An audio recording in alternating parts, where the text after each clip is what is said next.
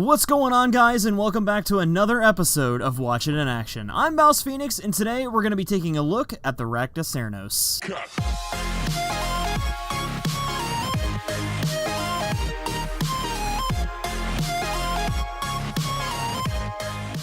Before we get started here, I just want to say what a crazy ride this whole thing has been. I never thought that switching over to YouTube could be such a good thing, and I never thought that this channel would grow so fast, honestly. So real quick, I want to thank you guys for watching and all of your awesome comments, and I let you know we're almost at 4,000 subscribers, and it would be super awesome if we could get there soon. Now, as for the weapon, the Rakta Cernos is an extremely awesome powerhouse of a bow, and it can be gained by reaching max rank in Red Veil.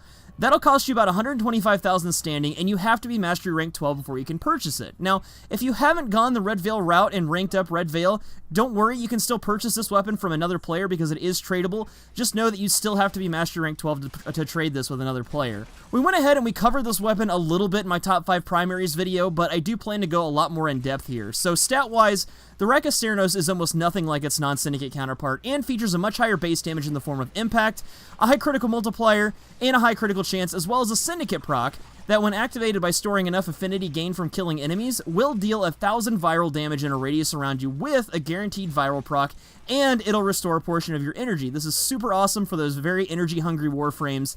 Really good weapon to have with you. Now, also note, this weapon does have the fastest charge time in the game at 1/4 of a second.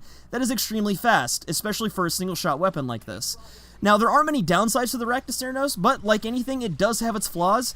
Those being that most of the weapon's base damage is dealt in impact, which is largely ineffective against many enemy types in the game, and the fact that with a standard critical build, the Rakta Cernos lacks 100% critical chance, which is kind of a big downside to a single-shot weapon, especially a bow. Now, we do, however, have workarounds for these issues in the build that I've put together, so let's go ahead and take a look at that. Okay, going across the top here, we notice that we've only put 3 forma into this build. If you're going to use some of the other options that I have for you, if you have some of the other event mods or you just want to try other things, you may not even need this many. But I'll go ahead and show you the build that I've put together with 3 forma. The weapon already comes with quite a few polarities, which is really, really nice, and a lot of the syndicate weapons do. These are very powerful weapons, and if you hit Mastery Rank 12, these should kind of be your goal, honestly. They will carry you very far. They have a lot of the work put into them already, and you can put a lot of different things on them without needing to actually forma them or put a lot of work into them. Now, if you want to make them truly great, they will require a little bit of an investment, but it's not that big a deal. So, taking a look at the mods here, I am using bladed rounds. I was using hammer shot before this, and this is why the Rakta Cernos is my favorite bow. It has such a fast charge time that we really don't have to worry about putting the different speed, like speed trigger, vial acceleration, things like that. We really don't have to worry about taking up mod slots to put those speed mods in here. We can focus on using just damage and utility, which is one of my favorite things about this weapon and what I think makes it really great. So bladed rounds was a really natural choice for me because I was using hammer shot, so I decided to sub that out for bladed rounds because we actually get almost, it's pretty much double. It's 120% crit damage as opposed to 60, which is what hammer shot offers. So I went ahead and went with bladed rounds. That seemed to be the better choice for me there. You guys can, tell me what you think, but I'm pretty sure that bladed rounds was the better choice over hammer shot there. Serration is a simple mod. It's just going to give us 165% damage to no downside. Really nice there. Vital Sense is our crit damage mod that's going to increase our critical multiplier here, give us that 4.4 times. It's actually going to be a lot higher than that after we get our first kill with bladed rounds, so we're going to have a lot higher than 4.4. Really nice there. Stormbringer and Infected Clip, I'm just using corrosive on this right now. Actually, no, we're using Toxin and Magnetic, so we have enough for we have a space for 3 elements. What you can do here, if you really want to, you can switch that 3rd element out for an Argon Scope, which is what I was using for a long time. But then I threw in the 3rd element, and I noticed that I really liked having the utility of 3 elements instead of just 1 combined element, because now we can have a single element and then a combined element, which is really, really useful. It gives us a lot of extra utility. Magnetic and Toxin is great against Corpus. It's one of my go-to elements for the Corpus units. You can also use Lightning and Viral. That's another option you have for you. Argon Scope increases our critical chance all the way into the red crit territory, which is really nice.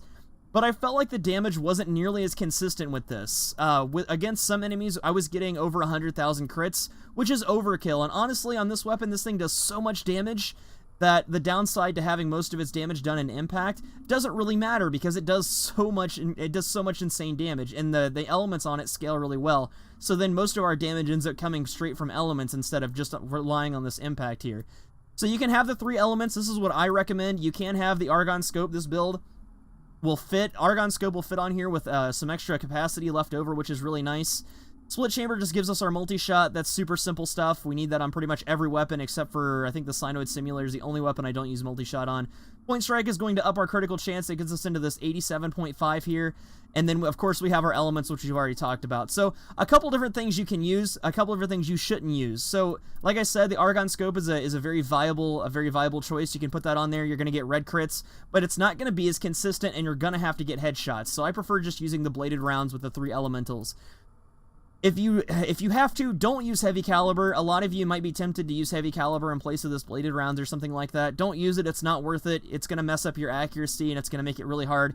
This is a really good close-range bow because of how fast it charges, but still, though, I don't use heavy caliber on my single-shot weapons, sniper rifles, bows, stuff like that, so I would try to avoid that.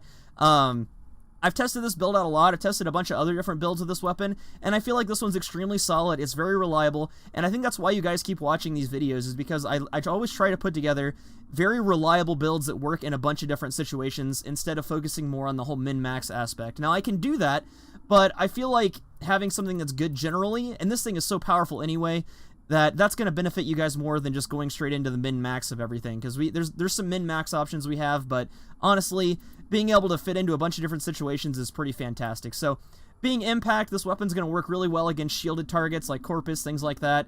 But again, like I said, it's so powerful that it doesn't really matter. The weapon is silent as well, which is really nice, and then we have that 1-second fire rate. Really nice there. The charge rate is 0.25, like I said. That's how fast it takes to actually charge a shot. The fire rate is different. But that charge rate there is what's going to make this weapon super fast. So, really like this weapon a lot. Let's go ahead and test this build out in the simulacrum, and I'll show you guys in a closed environment how it actually works. For this exercise, I've gone ahead and switched up the build from what you saw, at least element-wise, and I went with a corrosive heat build, which is going to be really good against a lot of the corrupted targets in the Void. I'm going to use a couple different types of targets you might find in the Void, just as an example. I'm going to use a flesh-based target, like the Corrupted Ancient, and then I'm going to use an armor-based target like the Corrupted Lancer, and I'm going to show you how the weapon performs against each type. Now notice, our first kill was a little tough to get, because that bladed rounds hadn't procced yet, but now we're getting really consistent crit numbers when we aim for the head. We're getting about 90,000 damage. That's really nice. That's going to take out, pretty much any high-level thing. A lot of people aren't going to be staying in the Void long enough to see this level of enemy anyway, and just about anything before that is going to be just totally destroyed. So, notice against these armored targets, though, look at the difference in the damage. Look how much less damage we're doing against an armored target as we are against a flesh-based target. That's because impact damage is not that good against armor. It's just a fact of the game. It's just how it works. But if we get a headshot, a lot of times we can't get lucky and one-shot these guys. And these Corrupted Lancers are kind of tough. They have a lot of armor. They have a pretty good deal of health. They are pretty tough to take down at higher levels, so there's no shame in having to shoot them a couple times. But if you are running with a corrosive projection, these guys are going to go down just as easily as those infested or those corrupted ancients did, and you're not going to really have any problems. So that's pretty much the Rakta Cernos, guys. This is easily my favorite bow in the game and one of my favorite weapons overall. So if you haven't picked this up yet, you're Master Rank 12 or you're not Master Rank 12, this should definitely be a goal for you. I would strive to start getting these Syndicate weapons. They're very powerful. They have a lot of great utility, and they're just all around fun to use. So again, guys, this has been another episode of Watch It in Action. I'm Phoenix. Thank you so much for watching. Let's get to 4K subs, and I will see you at the next video.